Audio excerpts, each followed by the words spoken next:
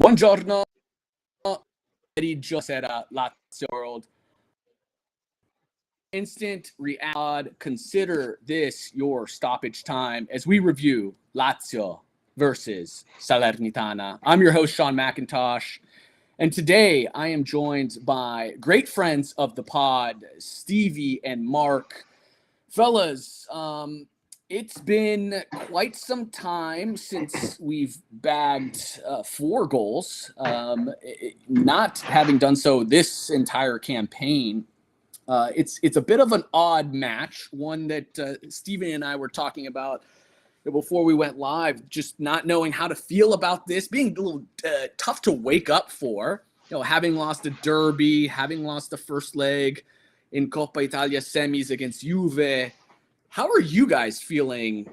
Because I don't know. It's such an odd feeling for me personally, having won a match, scoring so many goals. How are you guys feeling today? Maybe I don't feel anything. That's what Lazio does to you. No, we talked about before that, these types of matches, the players should be able to play with freedom, express themselves, and, that's what we did today. Yeah, I think the issue going forward is really going to be one of motivation. What kind of motivation do these players have? And there's so many stories. We just talked about Felipe Anderson with his comments after the game. So it sounds like he's made his decision to leave. There was even rumors before the game that he'd already signed with Juve. So there's that problem. There's Kamada, who, what's his future? Doesn't look like he's sticking around. I know Tudor keeps trying to play him for I'm not sure what reason, but he does.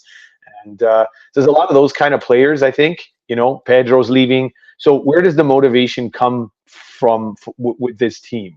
What are they going to do going forward? What do they want to do going forward? Is anybody motivated, for next season to try to reach some kind of goal? Because we're not that far off. The schedule's a pretty. I'm going to say easy, with all due respect, for the other teams, but it's abbordabile, as they say. It's a schedule that does favor us. So it's possible that Lazio could string together some wins here, potentially get into an interesting position. But who wants to, right? Yep. Well, look, let's. I'm going to jump into our quick review for those that missed the match, and then we'll start giving our thoughts. This one. A 4-1 victory for Lazio. We saw a starting 11 that had Tati leading the line. Ciro Immobile, of course, hurt in that derby matchup. We've got Alberto and Felipe Anderson sitting behind Tati in an interesting position. One that I've wanted to see an insertion of Luis Alberto with Kamada in the same lineup, and we got that. We have Kamada and Vecino in the midfield. Guendouzi out of this one. Lazzari getting a start at left wing back. Marusic holding down that right position. No Romagnoli, who is injured. So a back three consisting of Casale in the middle between Patrick and Gila. Pretty quickly, we start this one on the front foot, 7 minutes in. Felipe Anderson, fantastic solo effort to curl it in neatly into the bottom corner. You see a few minutes of really fantastic combination play.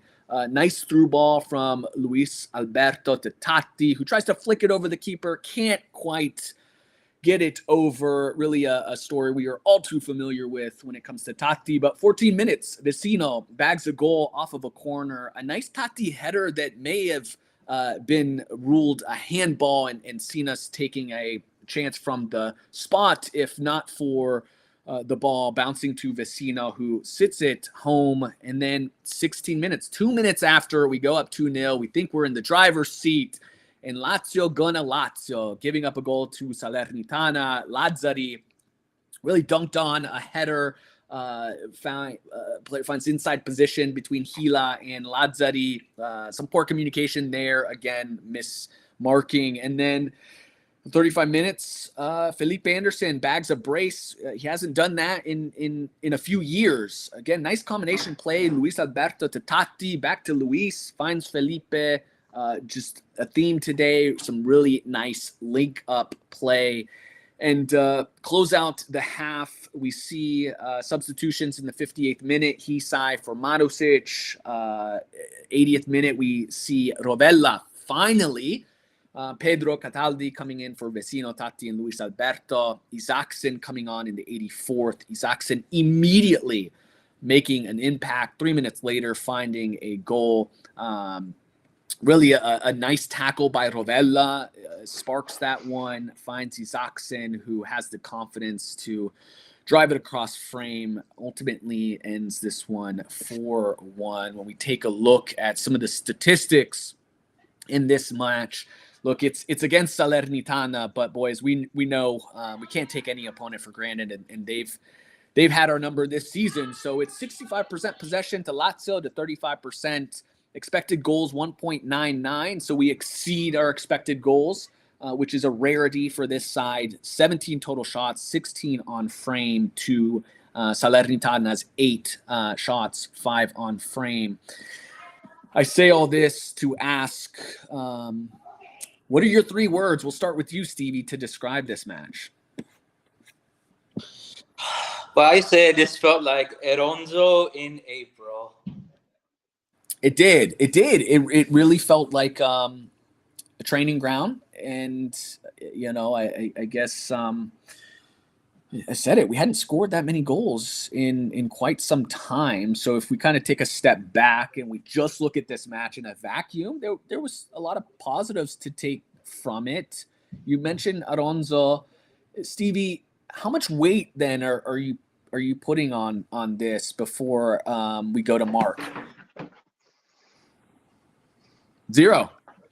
Yeah, I think away to Genoa will be a tougher test, and maybe I'll have a better understanding of the Tudor methodology, after that match. I didn't understand a lot of the decisions today.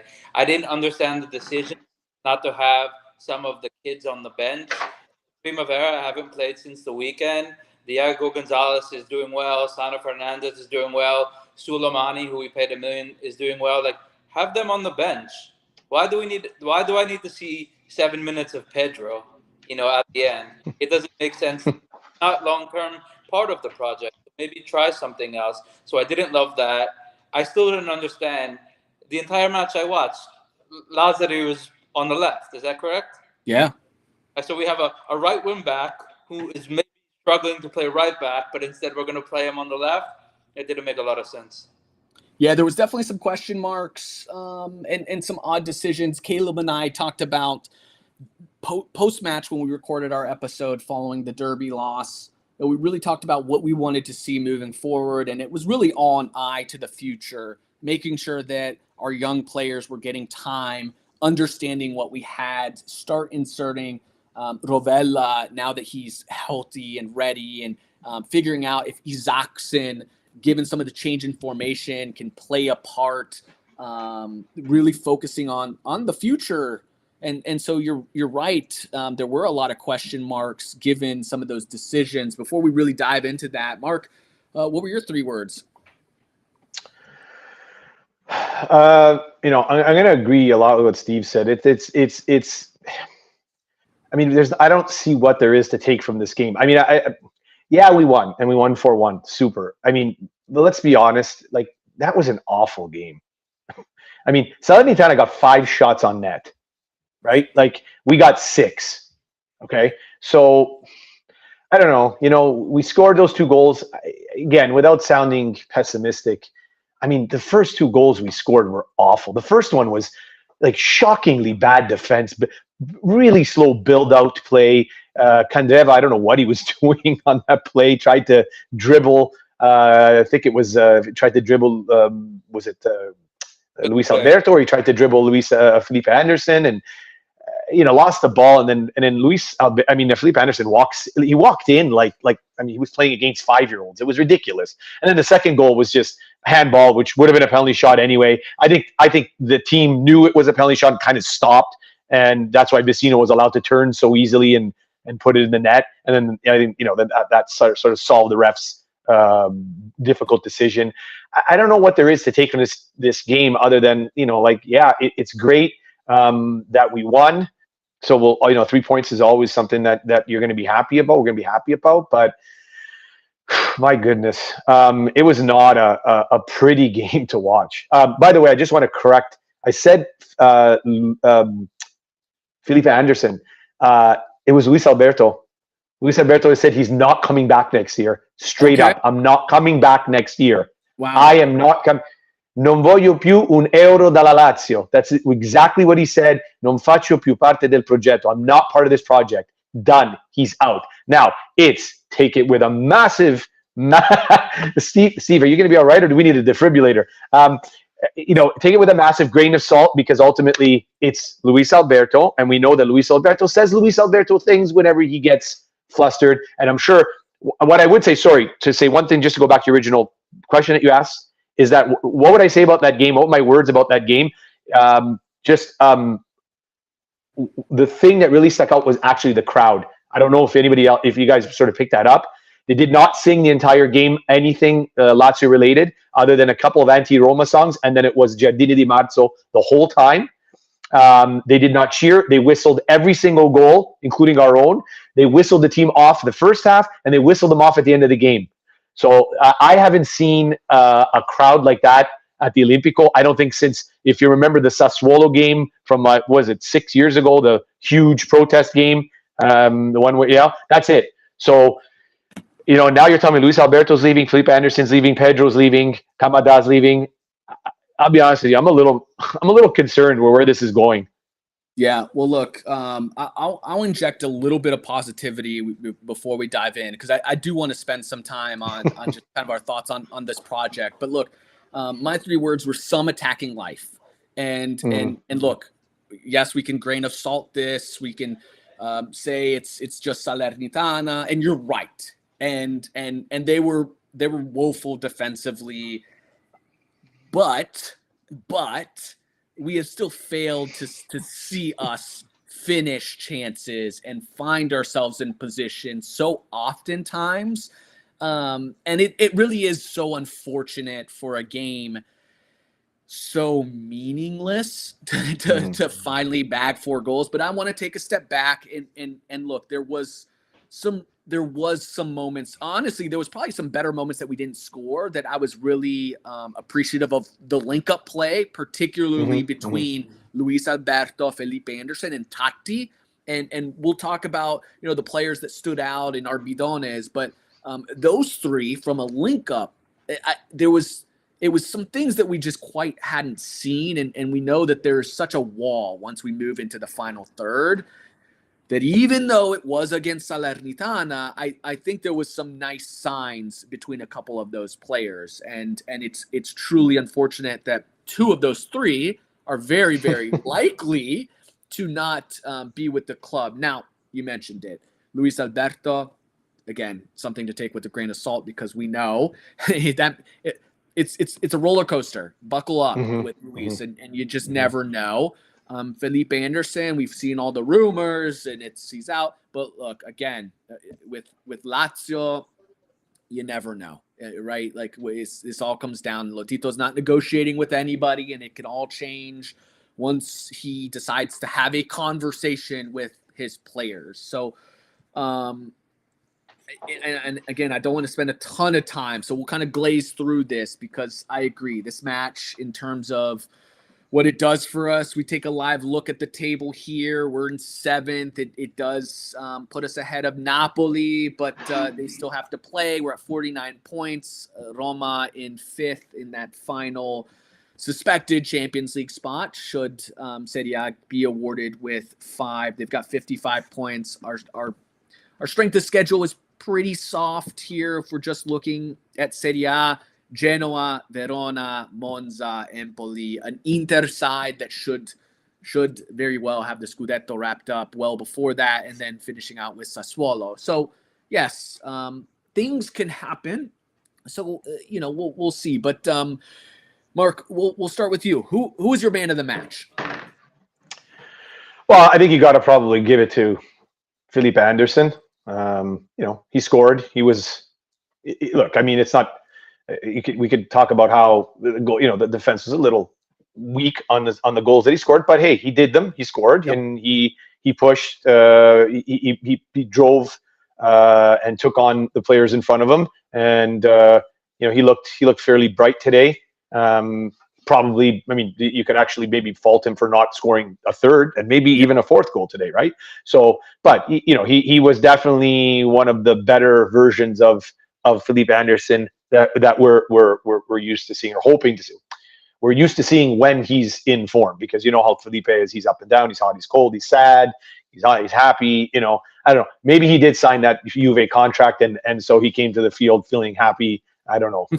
Something made him happy today. So, and we know when Felipe Anderson is happy, Felipe Anderson does Felipe Anderson things, right? Yeah. So I would say definitely man of the match for me. Yeah, he was my man of the match, and I'll also say this, because we know that our fan base can be hot and cold, just like Felipe Anderson can be hot and cold. But I think you'll probably see a more, at least when it comes to attack, because that seems to be what fans care about, is just the attack, right? And a lot of the work that he does put in often gets ignored. And in this new role, sitting behind your striker, he's going to have more opportunities, and he's going to have less to do from a defensive phase, which opens him up, and he's got more. His legs are a little bit fresher, and so he can do a little bit more, and could be a product of that we saw today. But it was clear he was my man of the match, with a shout out to Luis Alberto, because I thought again the combination play between those guys was pretty positive. Stevie, who did you have? It was between Felipe and Luis Alberto, and then it depended on who Mark said was going to leave us in the summer. That was my toss-up. So, I actually think the pedestrian team at a very slow pace, which is, the way maybe Serie A can differentiate itself from other top European leagues. I think Alberto flourishes, and I thought he was wonderful today. Yeah, look, in this system, playing so close to a striker, I mean, that's it, and it reminds potentially, right? It's an interesting time for Luis to have that quote, because it was a match that he played so well, but actually played, and I thought I questioned maybe some of Tudor's intent with some of his lineups, as if I thought potentially, I don't know the man, I'm not in the situation, so I can only say what I think from sitting afar, and I wondered if there were messages being sent, and some of it was debris left over from the Sadi exit, and some of the rumors, and what Lotito said, and all of those frustrations that potentially, right, the players kind of in the center of that were your Ciro Immobiles, Luis, Romagnoli, and now some of this friction with Tudor coming in. So you see, obviously, when Tudor came right off the bat, it's Tati getting the starting nod. It's Luis Alberto is on the bench and getting very little time, and so it would make more sense to me for Luis to come out after the derby, or right, for a match for him to finally get some time and play so well. It's curious, but look, Luis has always left us kind of curious about what's going on up there.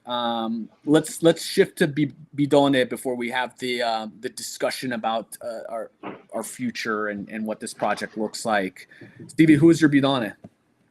I wrote down 3 names. I wrote down Gila, Kamada, Asabi. For me, Kamada still looks like he won a contest, and I don't know what he does. So I play Sunday League, but with younger people, and there are matches where I'm like, all right, just look at this as exercise. You're not demanding the ball. You're just sort of trying to see yourself until the end. I counted maybe 5 times for him in the first half. I don't understand. What am I missing? Look, you're not missing much. He is who I had as my Bidone, and it is for that reason. He didn't really make any glaring mistakes. but you had no idea he was in the match. He is so aloof. Even when things go wrong, it's his head up in the sky. There's not a intensity to run back. It is really unfortunate. And it's, again, talking about timing. That's what makes some of this so odd, right? Luis Alberto's timing for those comments, odd. Kamada to not give an effort, that, seeing that he's getting opportunities now, it's odd. Like, it's head scratching. It's also head scratching as to why he's getting those opportunities. Makes no sense, because, if I could have maybe speculated, okay, he's getting opportunities perhaps because there's a chance he's coming back. Like, they've got to have some sort of conversation, right? Like, you're play this guy. We want to get him back.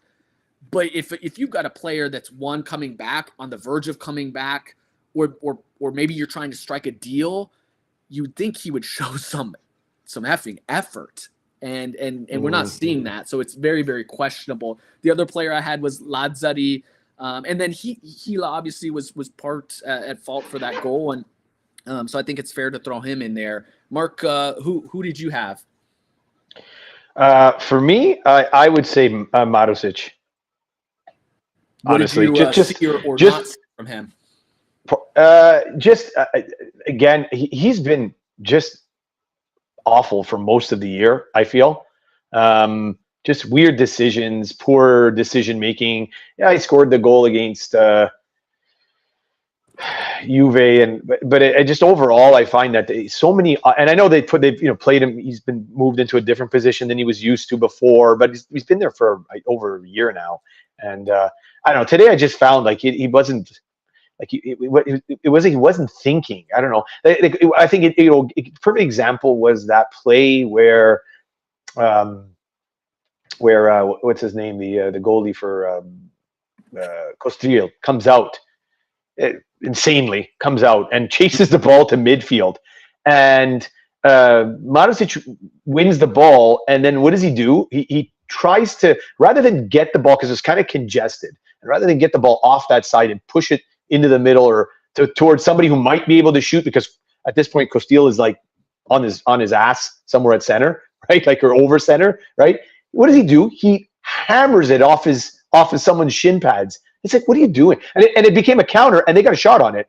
And it was like, I swear, I was watching this happen, and I'm like, they're going to score. They're going to score. They're going to score off a play where their goalie came out to center like a wild man, and then was on his ass at center, and we put it off someone's shin guards. And it's like, what are you doing? Like, that's the kind of stuff you want to talk about men's league, Steve. Like, that's the kind of stuff that happens in men's league. Like, that's beer league play, right? Just hammer the ball and we're off of the guy's shin guards, and it's like, my goodness. So I mean, by the way, when he got subbed off early, and I don't know if you noticed that as well. Another red flag went up there, because he covered his mouth and he said something to Tudor, and it did not look like, hey, thanks, mister, or thanks for giving me a chance, or something like that. He said something, right? So it did. That's now another issue there, I'm sure, right? How does he have the ball to say anything? He's like, other than sorry, this season, right? Like, to say he hasn't had an opportunity. Yeah, I mean, obviously he's had more opportunities than anybody deserves, and obviously he's had his moments. I mean, between he and Casale, it's hard to argue which player has been worse. And two players that have gotten chances, particularly Casale now under Tudor, is obviously there's a history with those two, and he's shown some faith in that player, and still some bump and downs. I think today Casale, it's probably what you want from him. Invisible, right? There's nothing glaring from him, which is a good match, particularly for Casale. But in general, from your center back, if you don't hear from them, it's generally fine. Now let's talk about this project and what this means and what we want to see. It's such an interesting one, and I take a step back. So here are kind of my thoughts on Tudor, and it's not even so much about Tudor. It is about a concern of just how Lazio operate in general, and we've got a manager that is so drastic from Stadi, the difference in how they operate, particularly tactically. There's obviously a difference in how those two are as personalities, but we spent the last 3 windows and the last 2 summer windows, because winter mercatos we know don't exist. So when I say windows, we know it's simply a summer window. So right, our last 2 summer windows were good. We're really good. No denying, like, it set us up. Now, it did. Unfortunately, the timelines. What I've always said is the timelines didn't match up, unfortunately, because you've got these good young players coming in, but now we've got the players that are at their end of their careers. Unfortunately, Cheeto is not the same. We lose Sergei Milinkovic-Savic. Luis Alberto's not the same. Felipe Anderson up and down. And so, yeah, it's been nice mercatos, and we got some talent. Guendouzi, Rovella, Isaacson, nice. Obviously, we brought in Romagnoli a couple windows ago. But it's not lining up in that our core, our difference makers are no longer difference makers. And without those difference makers, you're just an average at best. And so now I'm thinking, right, under Sadi in a project, all right, now we need to go after those difference makers. And Lazio always struggles when it comes to mercatos. And so I was already nervous about how we would go into this window and try and fill up some of these impact players. Now we take a big step back. The players that we have brought in that we feel good about, your Isaacson, your Rovellas, right? We have questions like, how do they fit in terms of system, right? We knew we had some needs. We probably needed a left back. We needed some things. Now I question it all. It truly is starting from ground zero, because does a Rovella have a place? I sure as hell hope so, because I'm very, very high on him. Does Isaacson have right? Does he have a place in this formation? Now I see us needing so much. A complete overhaul at the minimum.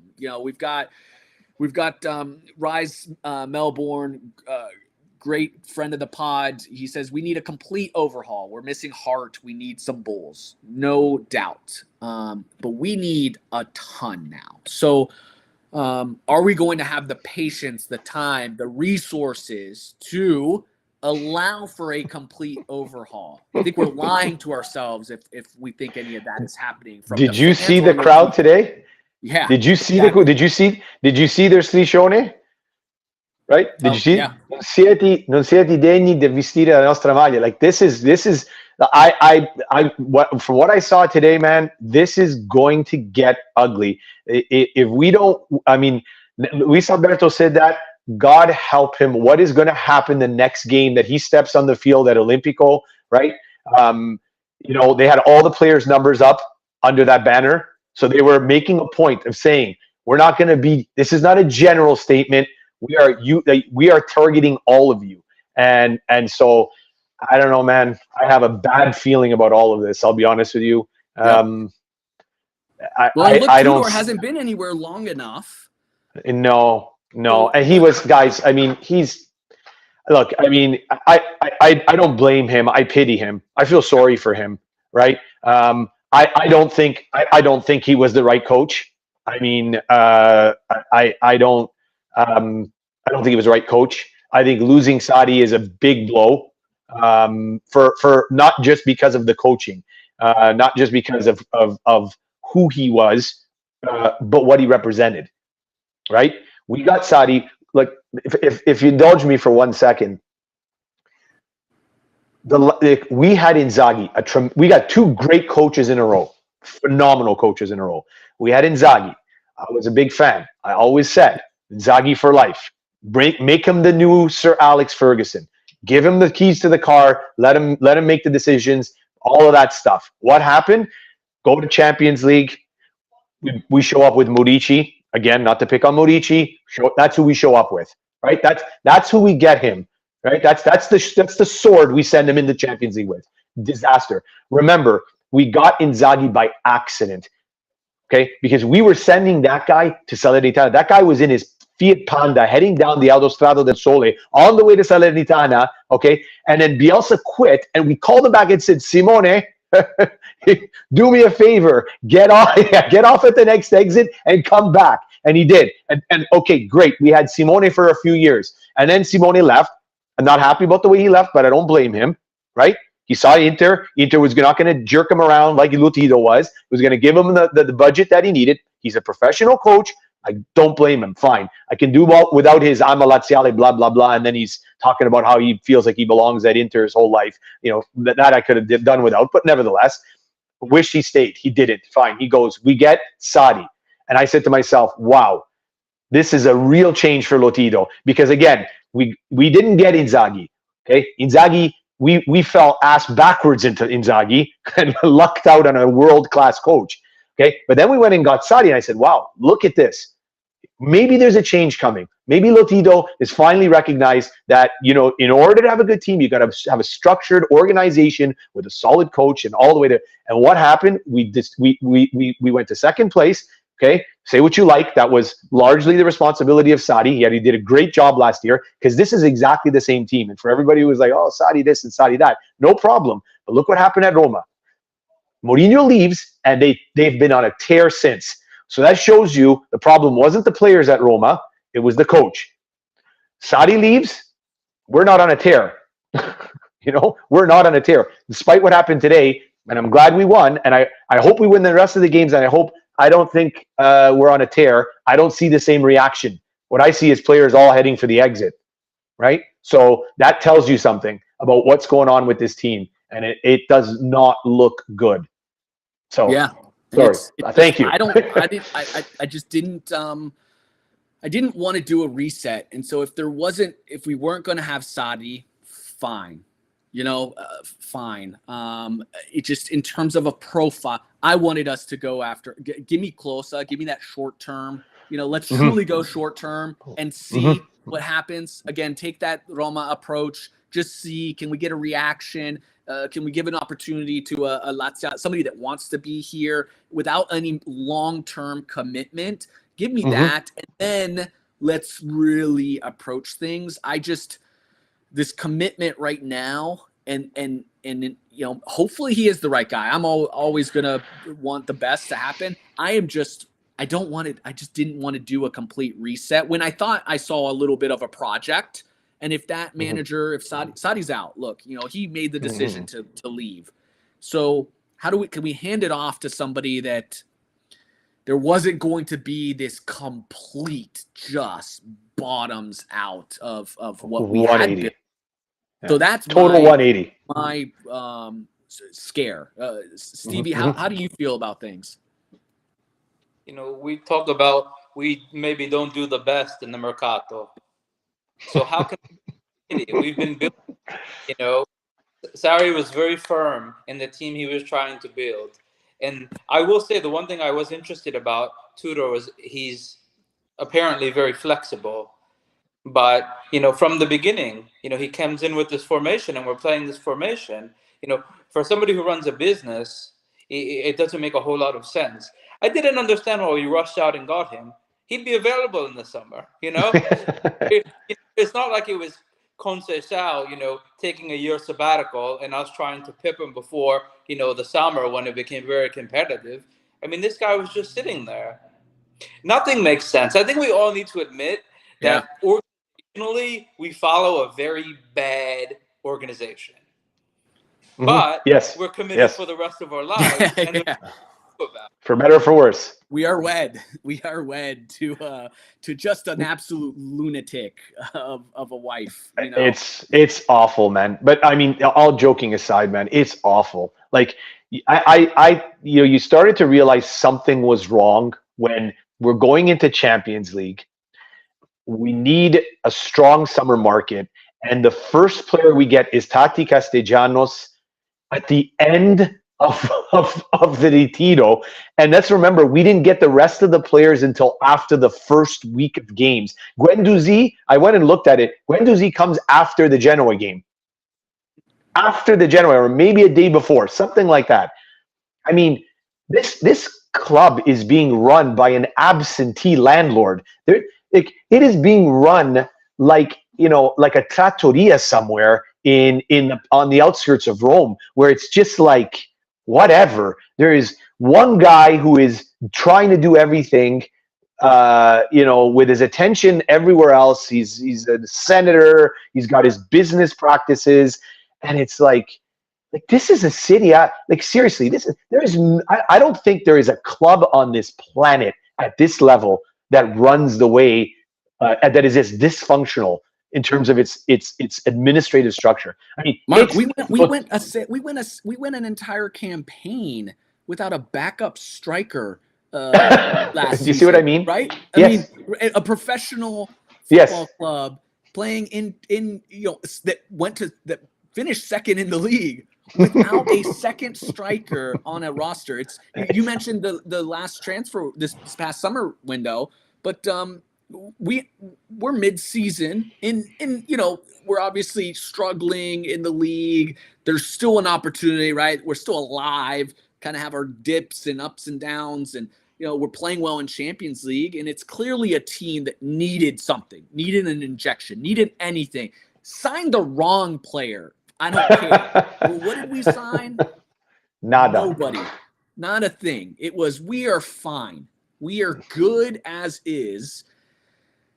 I mean, that says everything, right? Because we had somebody that thought we were fine. We're good. We're in fine shape, and here we are in less than fine shape. So what are we supposed to do? How are we supposed to think of this squad? What hope do we have? I mean, look, and I want to give Tudor, because you said it, like he's in a tough position. My one big knock for him, and I'm assuming, right? Did Cheeto was injured, but was he injured is that why he wasn't? Is that why he was pulled from the match? It was confirmed. Yeah. Okay. That's what they said. I can because that had me fuming last match. I mean, I was irate by that, and so I know he ended up being injured. I was kind of questioning whether that was all true, and for me, I wanted to see us again take this time, use these matches to build up some confidence in Cheetah, because I believe I think let's build him back up.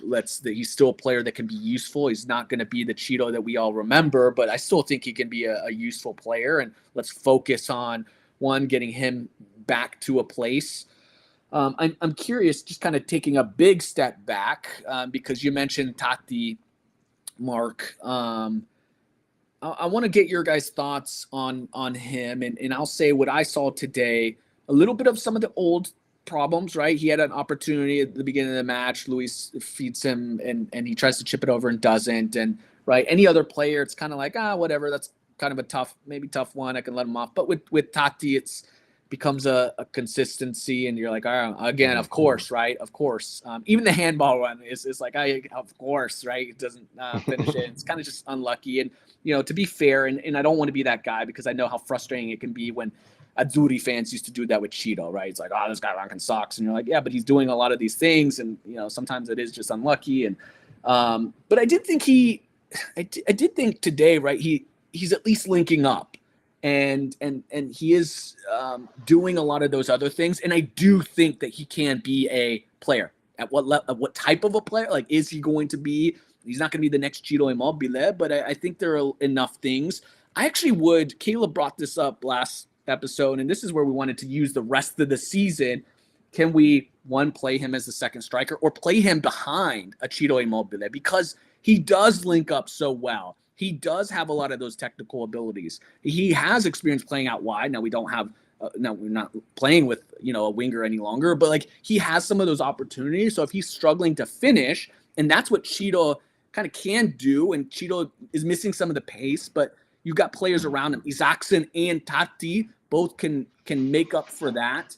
Why aren't we seeing that? So what are your guys' thoughts on maybe what you saw from Tati today, and what you want to see from him, or can he be a part of this thing moving forward? Stevie? Tati has been an improvement from, let's say, Morici. And a lot of people don't remember, but Caicedo struggled in his first season. So, and now, he's a cult hero. Legend. Yeah. Yeah. I'm okay with having Totti there next season, of course. But as my primary number 9, it's a little worrisome. For me, Ciro is a protagonist for Lazio until he stops playing.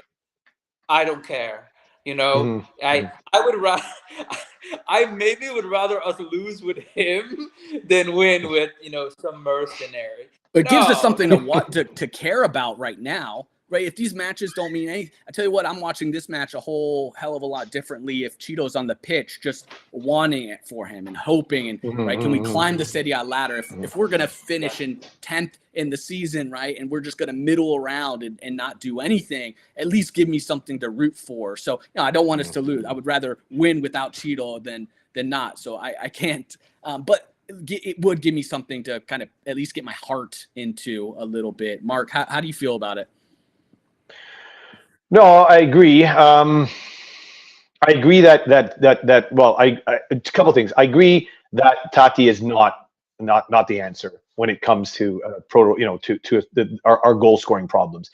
I do think that he needs to be put. Probably he could maybe be more useful as a secondary striker or in a two-man situation. I fear that what will happen is he will become the replacement for Felipe Anderson. That's what I'm worried about. Is that they're just going to be like, oh, okay, well, here you go, you'll be the new Felipe Anderson, and we'll either promote someone from inside, I don't know, maybe one of the youngsters, or we'll just go buy somebody that's lying around somewhere, as we always do. My biggest fear is that Tade will come back and do that, and that's another rumor that's flying around. Is Tade flying? Yeah, Tade coming back. So there's another problem. In case you couldn't feel any worse about where we're heading, that rumor was a nice kick in the teeth. And in terms of Cheeto, I think we really need to be careful, really careful, because you're talking about, like in the grand scheme of things, in the big picture, you're talking about the club's all-time leading scorer. He has to be handled carefully. His exit has to be, if he's going to leave, it has to be with some level of dignity and with some ounce, not more than an ounce, a ton of respect for what he did for the club, what he means for the club. Because at the end of the day, if we're gonna make fun of the other guys because they have no history and that they're shambolic in that way, he is part of our history, right? And is probably going to be part of our history for the long term.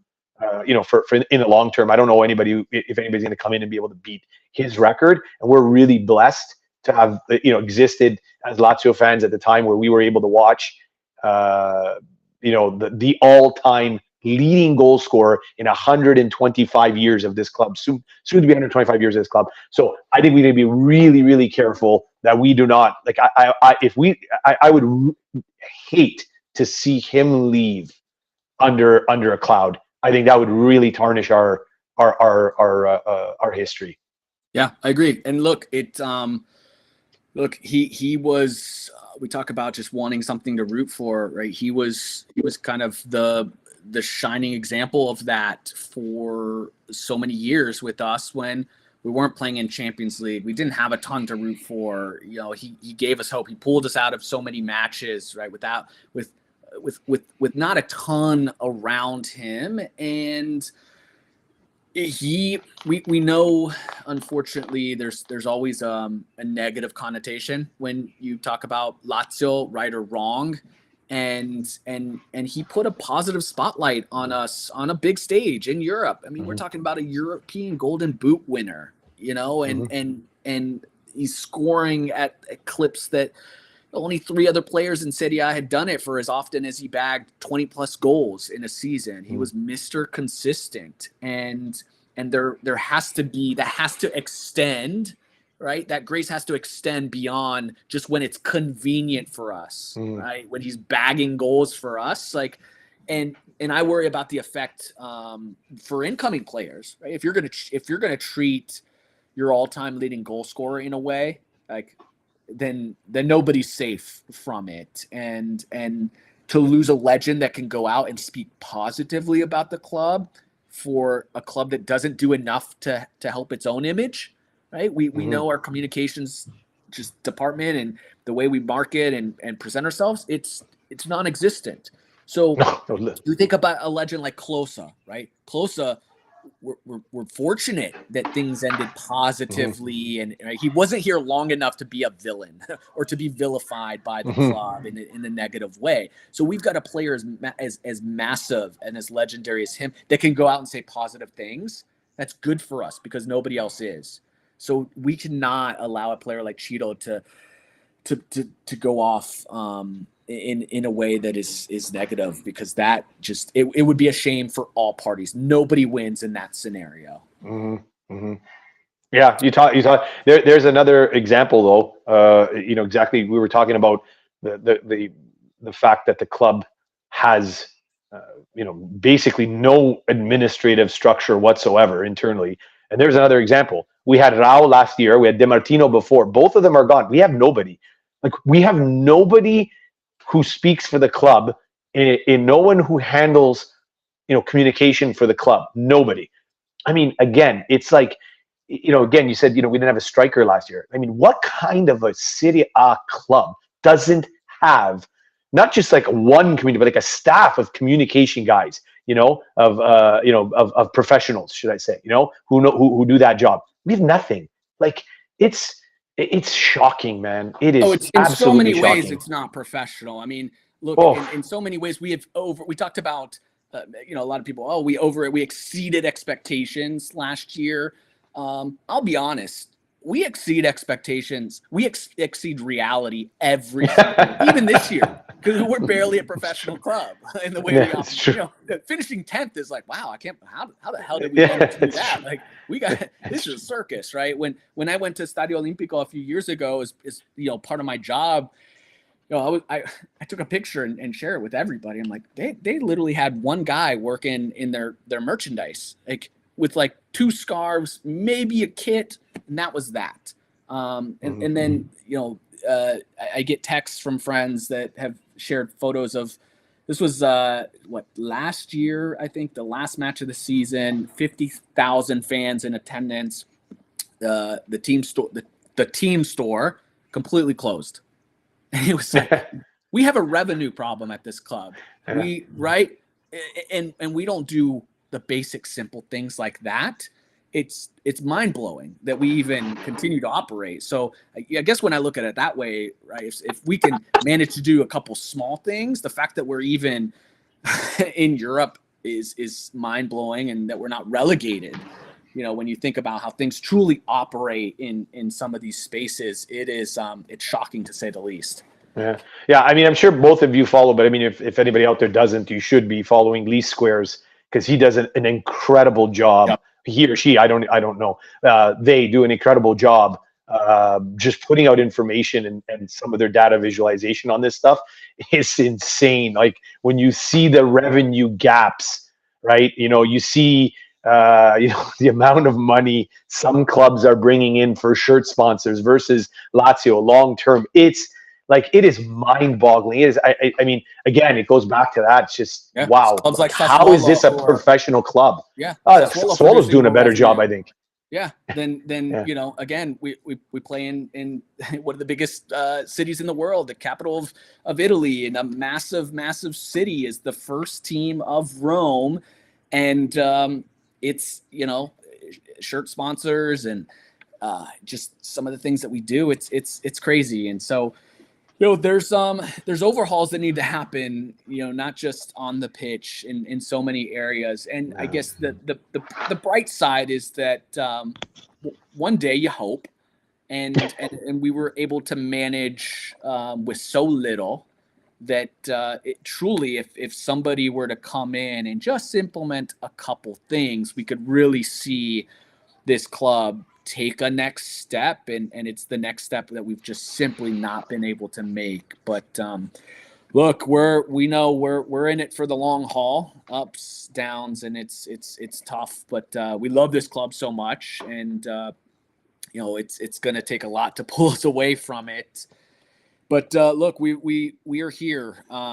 we're going to be covering each one of these matches as meaningless or meaningful as they are, right? We still have a second leg for our only hope at some sort of silverware. And while we were down 2-0 in that one, it's Juve, and they've been up and down, and it's still in Stadio Olimpico, and maybe we have a shot. So we'll see what ultimately happens there. It's not looking good. It's not particularly fun right now, but we'll cover it post-match every single time, win, lose, or draw. It is sempre Forza Lazio.